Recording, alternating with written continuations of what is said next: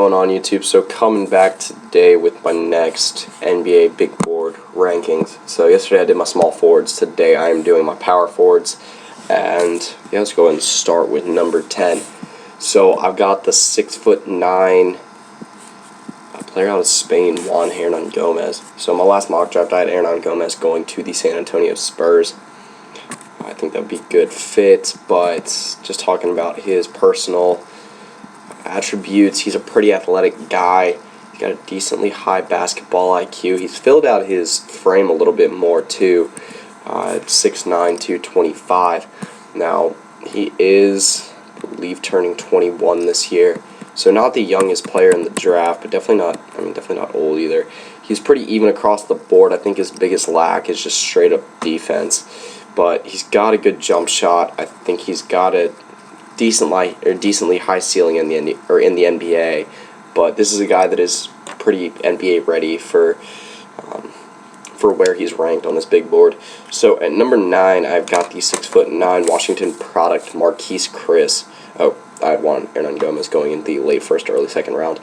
But yeah, Marquese Chris is a guy that I think kind of came onto the scene a little bit late. I have not had him going in really going in the first round in any of my two mock drafts yet. He's got a good wingspan at 7'1". Measures up at about 6'8", 6'9" with shoes. But like I said, this is a guy that's come on late down the stretch with a young Washington team that I think if he stays could compete within the next few years. I think he's actually going to declare this year. Obviously, that's why he's on this list. Wasn't really expected to at the beginning of the year though. I've got him projected as a late first to early second round pick, probably more around the early second round. So at number 8, I've got the 6'8" French kid Gershon Yabusele. I need to look up how to say that. I haven't been able to say it in any of my videos. So this guy is extremely strong. He's got pretty high ceiling in the NBA. Not the most NBA ready player in this draft by any means. Definitely still has a lot of polishing up to do, especially on the defensive side of the ball. He's got a decent jumper. This is a guy that can stretch the floor a little bit, kind of similar to Xavier Gomez. Obviously, that's one of the perks of having power forward that might be a little bit smaller, as most of them can shoot. He doesn't have the biggest height by any means. I believe he is the shortest player on this list. But like I said, this is a guy that can draw out, shoot from 3, shoot from mid-range. It's very strong. Like I said, I think he's got a lot of potential on both ends of the floor. He's a good rebounder and just gives an overall pretty good work ethic. I think this is a guy that's going to end up going in the late first round. He's been in the first round in both my mock drafts. So at number 7, I've got the 6'10" Gonzaga power forward Domantas Sabonis. So Sabonis, I think, has seen a little bit of a fall in his draft stock. This is a guy that is bigger, works very hard, not the most offensively gifted player you'll ever see, but this is a guy that, like I said, is decently athletic, will work incredibly hard. He's one of the best rebounders in basketball. He's one of the toughest defenders in the paint as well. I think you know what you're getting when you draft Sabonis. I think it's very slim chances he's a bust in the NBA. Like I said, if you draft him, you know what your needs are, you know what you're getting. So a team that needs a little bit of size down low, needs a little bit of toughness down low, maybe needs a little bit better rebounding and just better defense in the paint, this is a guy that you would reach out and get. I have him going in the mid to late first round. So at number 6, I've got the 6'9" Kansas power forward. Actually played a little bit of center this year too. That's Cheick Diallo.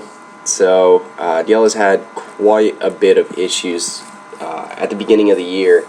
Talking about eligibility, I mean, a lot of people remember that whole situation at the beginning of the year with him almost not being able to play this year just because of the high school to college I believe his transcripts didn't check out or something like that.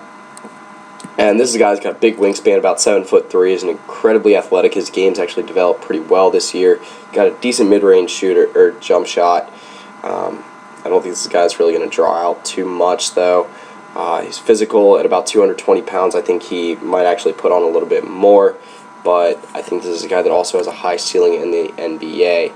Now, like I said, he's actually put up a decent year so far compared to Kansas last year, where, I mean, you had guys like Cliff Alexander and Kelly Oubre that did not pan out very well. So at number 5, I've got the 6'9" UNC, actually the 6'9" UNC star, and that's Bryce Johnson. So Bryce Johnson having a fantastic season. Doesn't have the best size by any means for any of these power forwards, but he's incredibly athletic. I believe he's got a good wingspan. I think it's above 7 feet. Let me look that up really quick. If any of y'all know what his wingspan is, let me know. Not exactly clear on that. So, this is a guy that can drive. He can rebound.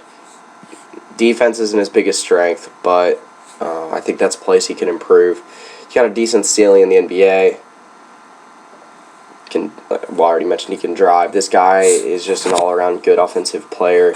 He's been a double-double machine this year for UNC. I could see that translating over into the NBA as well.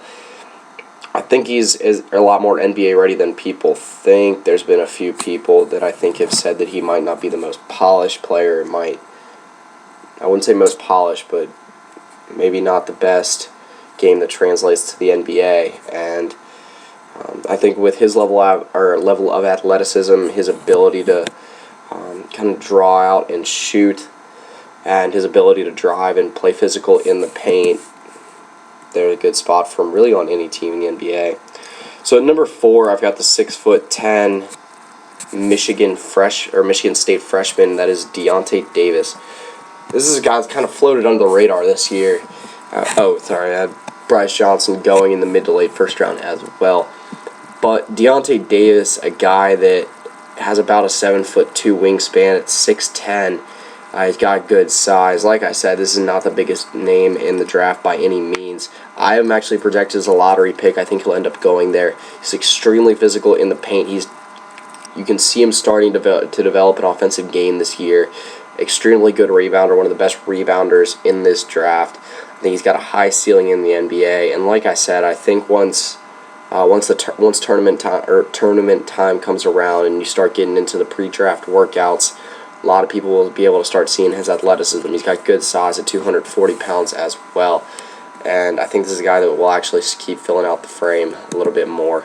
So at number 3, I've got the 6'10" power forward for Cal, and that's Ivan Rabb. So Rabb, to me, has got one of the biggest upsides of any player in this draft. I mentioned this quite a bit. I'm extremely high on him and Jaylen Brown. I think both of them will be studs in the NBA. This is a guy that I think will develop a very good post game in the NBA. The moves haven't been there yet in college. He's got a good wingspan at about 7'1". He's still pretty young. I don't even think he turns 20 until next year. And at 220 pounds, I think if he puts on about 40 pounds and polishes off his offensive game a little bit more, jump shot could use a little bit of improvements. Like I said, post skills I think will come around as well. Good on defense. He's got extremely good size, and I think this guy will end up going in the top 10. So at number 2, I have the 7-foot youngster out of, I believe, not Russia, Bosnia, and that's Dragan Bender.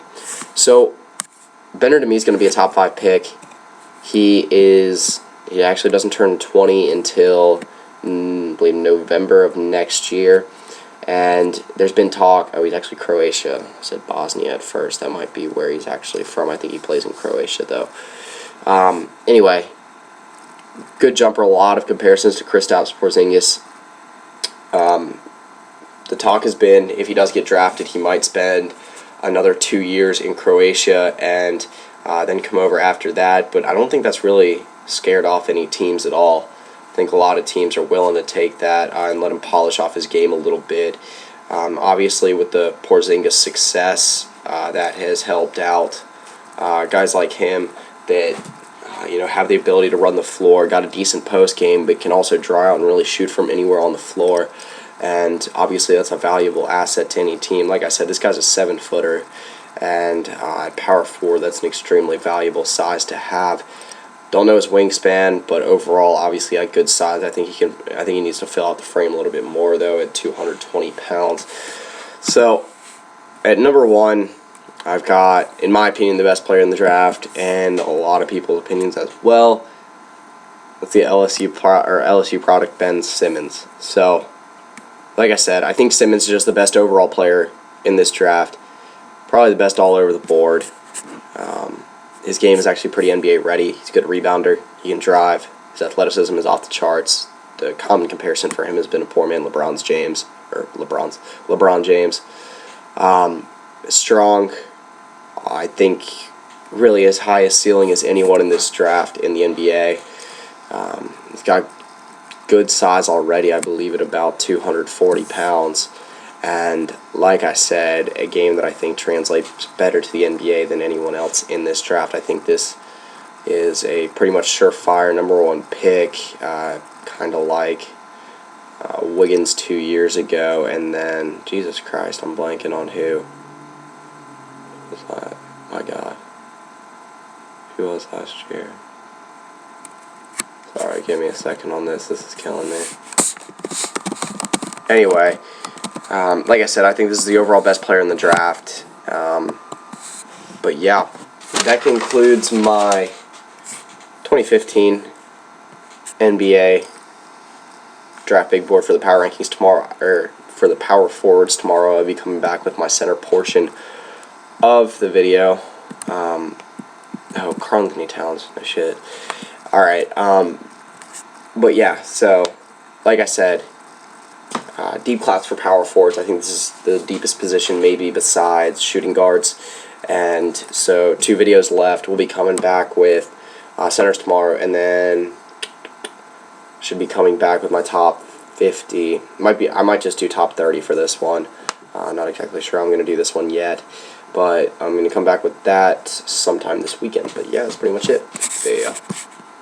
Point guard. So today I'm going to be doing my shooting guards, and I believe this shooting guard class is a little bit deeper than the point guard class.